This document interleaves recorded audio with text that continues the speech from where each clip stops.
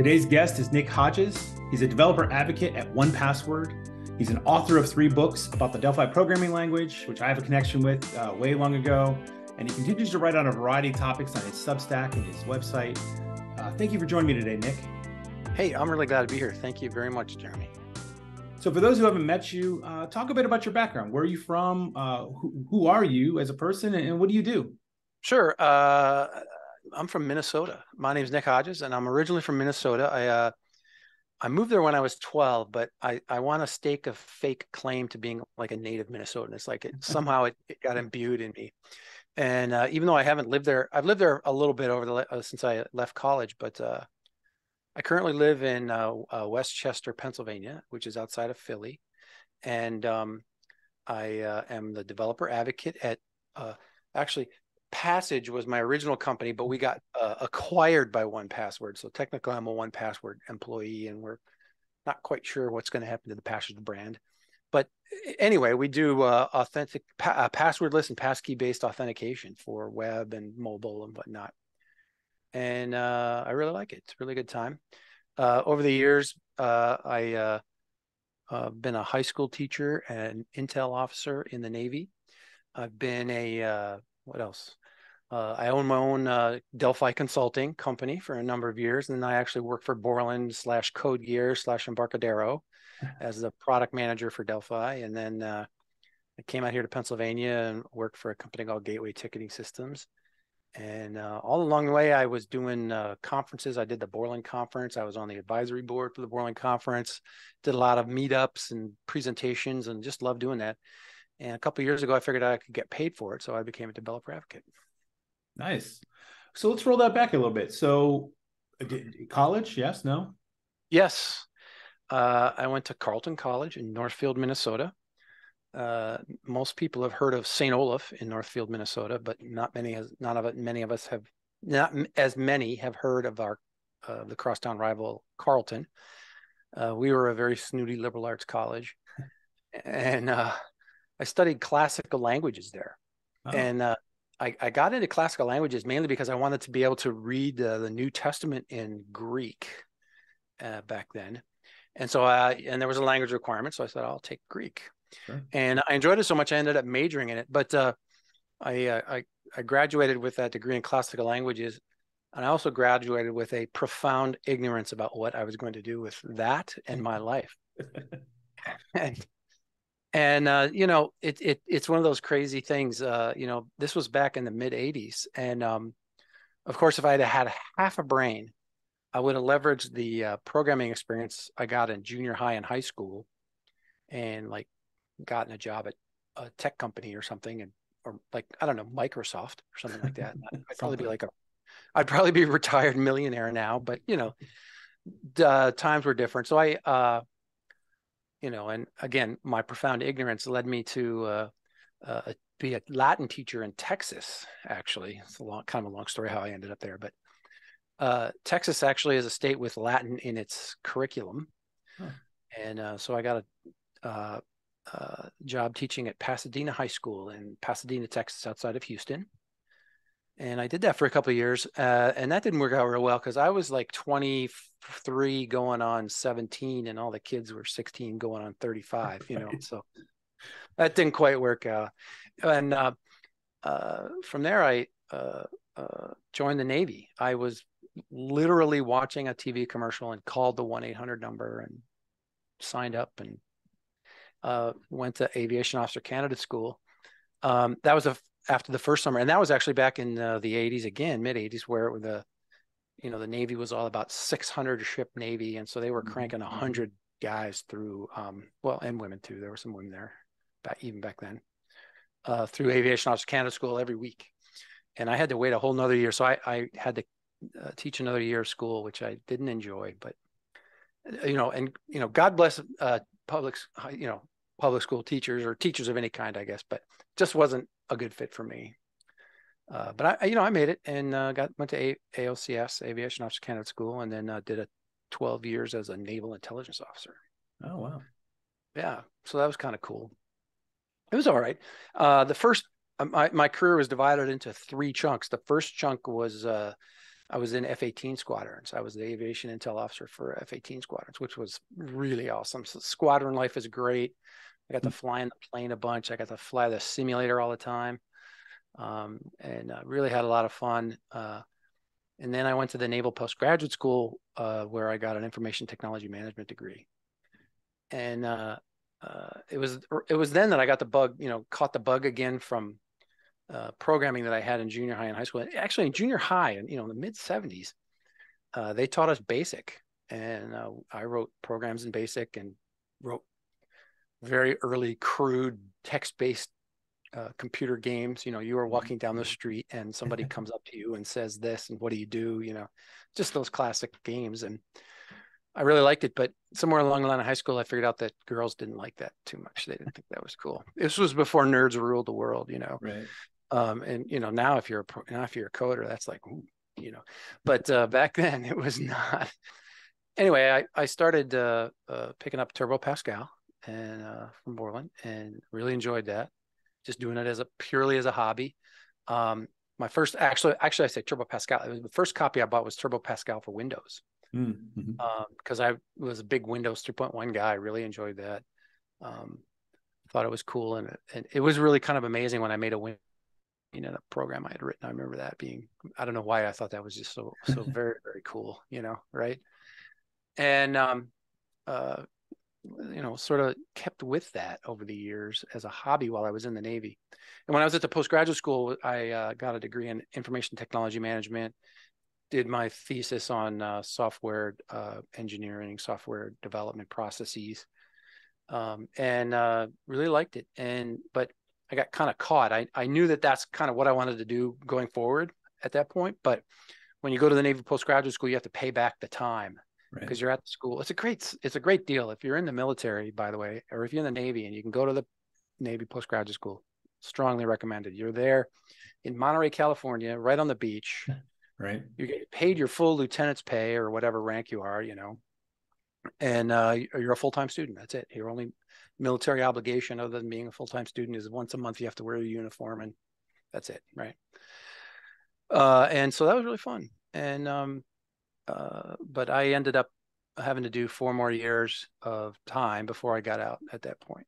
And so, it was that was some challenging times, but I learned a lot, and kept just fanatically learning programming to the best of my ability.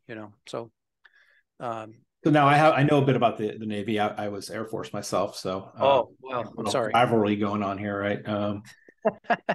Any interesting duty stations? Yeah, my first tour of duty was I was stationed in Japan on the USS Midway. The Navy has a forward deployed carrier. I think I'm pretty sure they're still a carrier. I mean, it's been years now, but the USS Midway was stationed in Japan. Carrier Air Wing 5 was there, and I was stationed at NAS Atsugi, or NAF. I guess that's a Naval Air Facility, if there's some difference.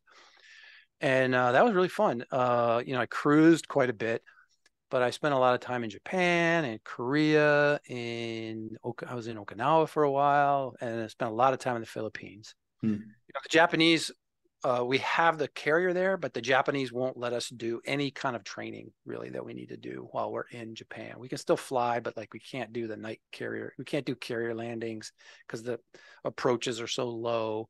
Or practice, on not on the carrier, but you can't practice field carrier landing practice, FCLP they call it.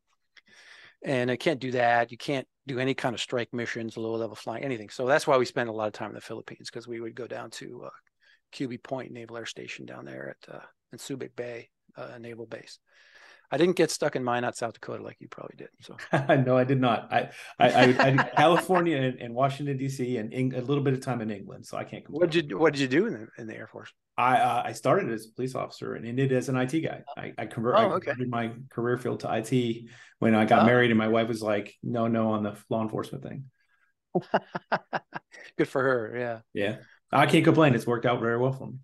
Yeah. And then I got stuck in, I was teasing you about Minot. Actually, Minot's in North Dakota, but I was teasing you. I got stuck in, I shouldn't say stuck, but I got stationed in Naval Air Station Lemoore, which is in the middle of the San Joaquin Valley, south of Fresno. And I mean, when I say in the middle of the San Joaquin Valley, I mean, it is right. Yeah. It is cotton fields as far as the eye can see with mountains on either edge, and that was great. Like I said, the squadron life was really good, but location wise for Navy, it wasn't Jacksonville or San Diego or anything like that, but North Island or something. But those are the premium. San Diego is a premium for sure. Oh, Norfolk's yeah. not so bad. They got a lot of people in Norfolk. Yeah, I went to Intel school in Virginia Beach, which was great, which was really cool. So yeah, it's all right. It was cool. So then you said you got the education, so you were waiting out your time in the military. How did that transition go? It was good. I lined up a job as a Delphi programmer with a good friend of mine who had his own consultancy, and I did that for a year, and then I struck out on my own. And that was it was good. I don't know about you. When I got out of the military, I like totally rebelled. I grew my hair long. I grew a big beard. I pierced my ear. I did all that. I don't know. I look back on it. It was I don't want to say it's childish, but it was. I feel a little silly that I did all that. But every day you're shaving every day, right? And you have to keep your hair perfect. And I don't know. I just felt like rebelling. So the transition socially was in that regard was kind of interesting. But I stepped right into the development world, which was really cool, and it was something I really wanted to do, and I had been doing it as a hobby, and I loved the thought of getting paid for it. So making that career break, it was a challenging. I mean, I did 12 years in the Navy, right? And that's right on the edge of, you got to stay for 20, right? Nobody does 16 years in the military. Right. 12 is about the largest number. I mean, I probably, nobody does 18 years. Nobody does. I mean, 12, if you're at 15, you're going to go right to 20, but I didn't. So, fateful decision in some ways. Actually, I got out right before 9/11. So that was an interesting, that would have been an interesting, if I had stayed in. And I was actually fairly lucky that I didn't get called up. Some of my buddies got called back up as reservists. So after 9/11. So it was a different time, for military folks. So. And when you say you stepped out on your own, did you do your own individual consultancy or? I started my own consultancy. I did that for about a year. And then I was actually back in Minneapolis. I was back living in St. Paul in Minnesota, near my family, which was great. My mom and dad, brother and sister, and all that. And then there were two other Delphi. There were three of us, all running our own individual consultancies. So we teamed up and formed our own company, and we did that I guess we did that for 4.5, 5 years. Made payroll every time. It was a little challenging, but we made payroll. We had our own office, and it was cool. It was good. It was a good experience. Our president unfortunately passed. The reason it ended was the president of the company passed away. He had a heart attack and died, which was very tragic. And so my other partner and I were kind of adrift because we didn't know any of the business. He was like the business guy, and we were doing all the coding. So we were like, what do we do? And that was right about the time when Delphi was spinning off. Borland was spinning off Delphi into it. Or I shouldn't say Delphi. They were spinning off the development tools away from some of the other stuff that Borland was doing, and formed a company inside of Borland called Code Gear. And so that's when they were looking for me and they offered me the job of the product manager, and I moved out to California to do that.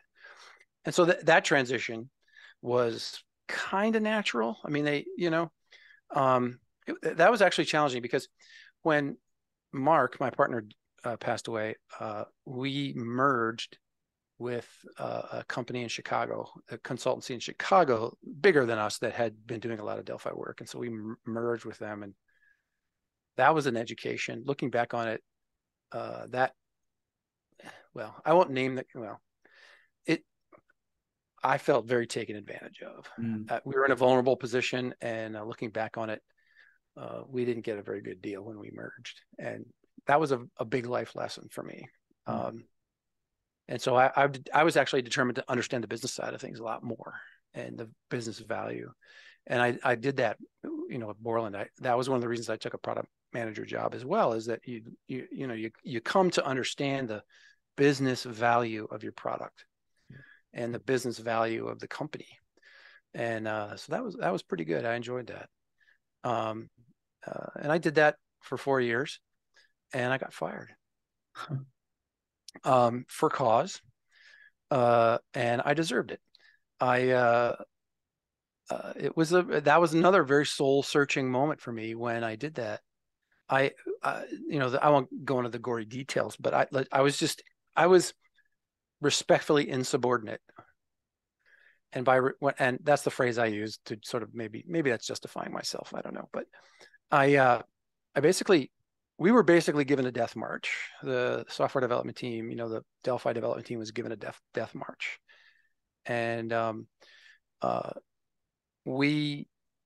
I did not take that well.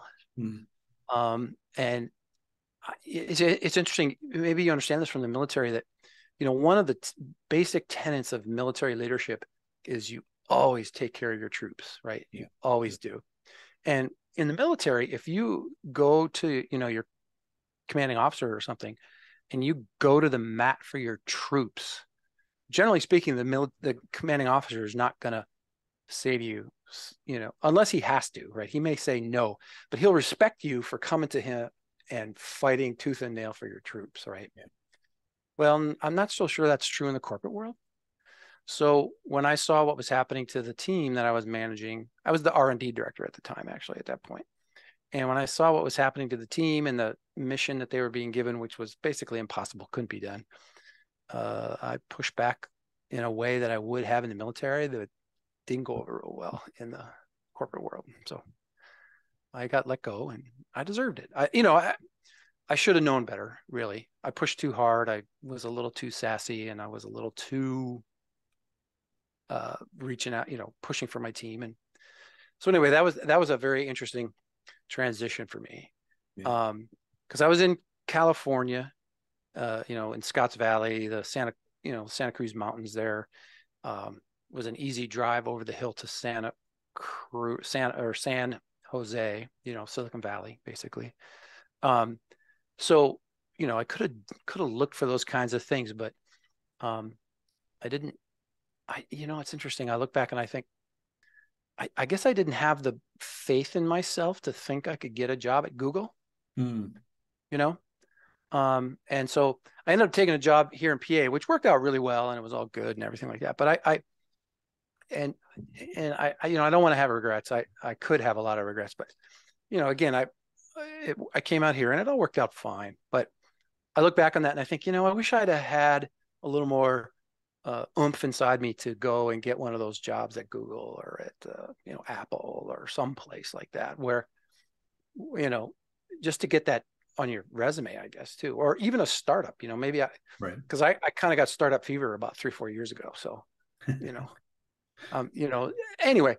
But it makes a little bit of sense, though, right? You had just had this traumatic thing, right, where you went to mat for your people. They said, well, you're not the right person for us.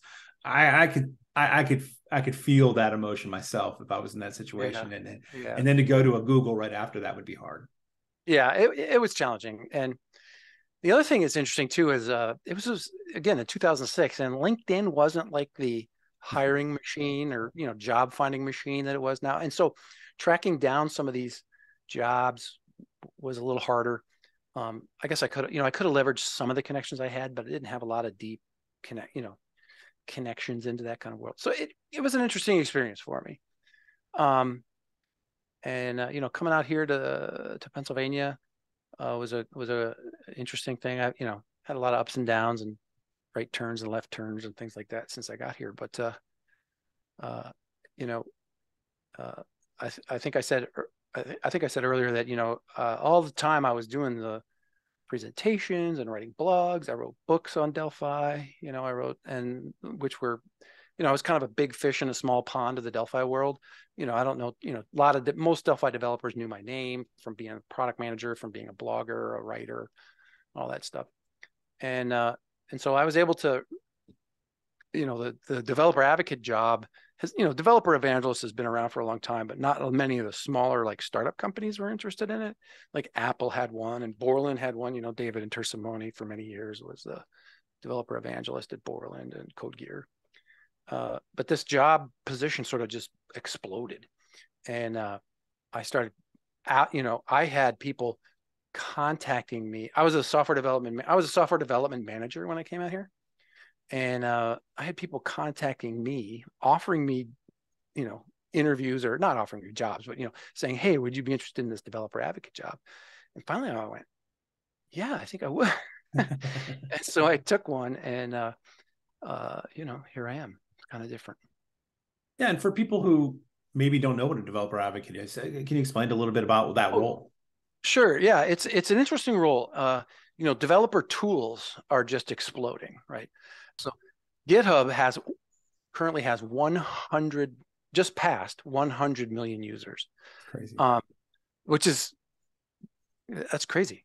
There's that's a huge market, and developer tools and all the things that are going on have just exploded. Development is so different now. Yeah. I was talking to a friend about this the other day, that back in the Delphi days, when I was the Delphi product manager, we released once a year.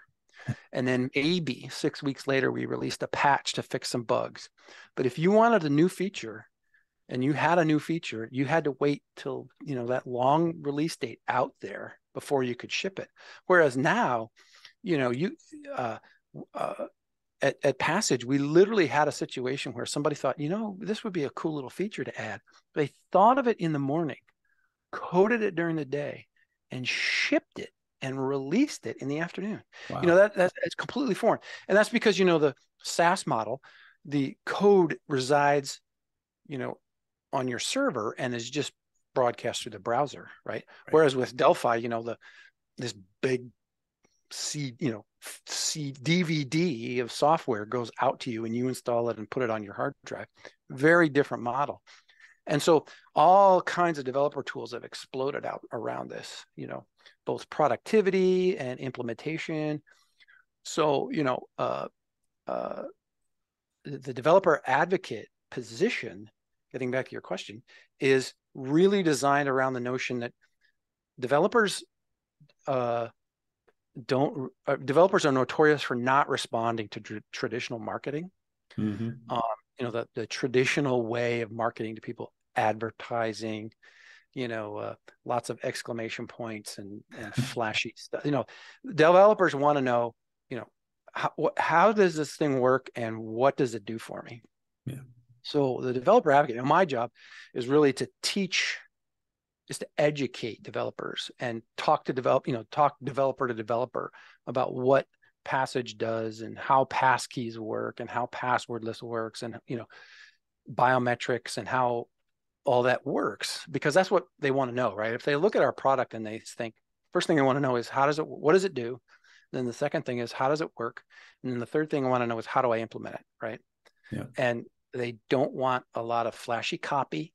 They don't want this, they don't want to talk to a sales guy, right? They do not, right? But they'd be happy to, but they're learning that they can talk to developer advocates. And like, part of my job is to not try and sell them. Like, do not give them a sales pitch. Like, specifically, purposefully do not give them a sales pitch, and so developer advocate is kind of part product and part marketing. But you're like I try and be the anti-marketer. In one of my past developer advocate jobs, I considered it part of my duty to demarketify communication with developers. Like, say things like, no, that phrase there is not something that they're gonna that's right. That will I don't know what the opposite of resonate is, but it will not resonate with developers if you use that phrase and things like that. So I on a daily basis, I'm writing blogs, I'm building demos, sitting in occasionally on sales calls, if there's going to be a developer in the call, then I usually will sit in on it, kind of thing, just so that if there has to be a developer talk, technical support, whatever. I go to conferences, I give presentations at conferences, things like that, stand in the booth and talk to developers, Sure. And, Those are and valuable. Like I loved going conferences just to talk to the people like yourself, and let's yeah, say, hey, let's whiteboard this, right? And we just yeah, yeah, actually work it exactly. out. Yeah. Exactly. Like, how's it implemented? And the marketing person standing in the booth goes, Right. I can and tell I you can the product answer, SKU and the price. right. Yeah, exactly. Right. But I can answer the, how does it work? Right. That question, how does it all work? So it's pretty interesting. That is I'm it. enjoying it, having a good time. And yeah, so it's good. Wow. Well, so you've been on a very interesting journey. As you've gone through this journey, I'm sure you've run into a situation where there's something that you wish we just did it differently, right? If we came to you and we said, Nick, you have the power today to make us change something, or maybe it's too big. Today, you have the power to make us really just consider that we should modify the way we're doing something. What might that be for you that you've seen I mean, throughout your career? like in the tech business in general, or Yeah, in tech business or the way or in people side of business, something that is just you looked at it and gone, I wish we didn't do it that way. yeah, that's an interesting question. I guess if I were to look back on it, I would probably wish that there would be a way for non-technical managers of software companies to understand how developers work. Mm, One of the big frustrations, and in fact, that was one of the root causes of me getting fired, was that upper management weren't developers and didn't understand. And I've seen this all over. yep, I've seen it in many companies where and it's a cliche too, right? The buzzword of the week, or the CEO saw a buzzword in software development times and says we need this or something like that. You know, 9/10 of the Dilbert conversations, right. Dilbert comic strips, right, are the result of that kind of thing. And I guess I just wish there would be a way for. I guess the way I would put it would be, I wish there was a way that somehow along the way we could have embraced the uncertainty of software development a lot more. Mm, One of my big frustrations was always, well, you have to get 10 pounds of stuff in this 5-pound bag. And that translates into you have to get these 6 features ready by this ship date. right. Well, you know, I understand the business need. I understand that, but there's also, you know, is it is it better to get the 6 features crappy or 4 features right? And that dichotomy, that challenge of of making folks understand that you can't put 10 pounds of stuff in a 5-pound bag. You just can't do that.